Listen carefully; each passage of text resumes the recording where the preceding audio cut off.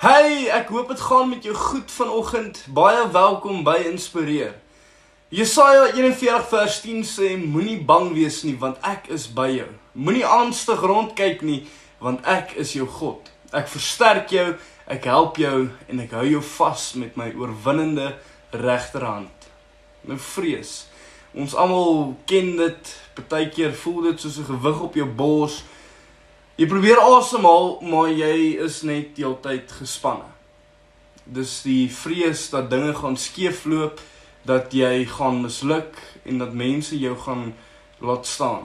Of dalk net die vrees vir die onbekende. Nie te weet wat môre bring nie te weet waar gaan môre se voorsiening vandaan kom nie. Jesaja 41 vers 10 is God se antwoord op daardie vrees. Hy sê nie, moenie bang wees nie, want daar is niks om voor bang te wees nie. Hy sê, moenie bang wees nie, want ek is by jou. Dis nie die afwesigheid van gevaar wat jou veilig maak nie. Dis die teenwoordigheid van God. Nou kyk, vrees wil altyd jou fokus steel. Dit laat jou vergeet wie langs jou staan.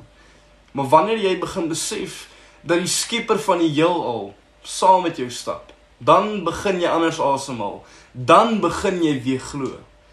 So volgende keer as jy bang is, dalk oor jou toekoms, oor jou finansies, oor iemand wat jou liefhet, enige iets, onthou net hierdie woorde. Ek is by jou.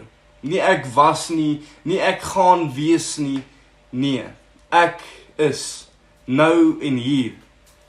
En ek dink, dis genoeg.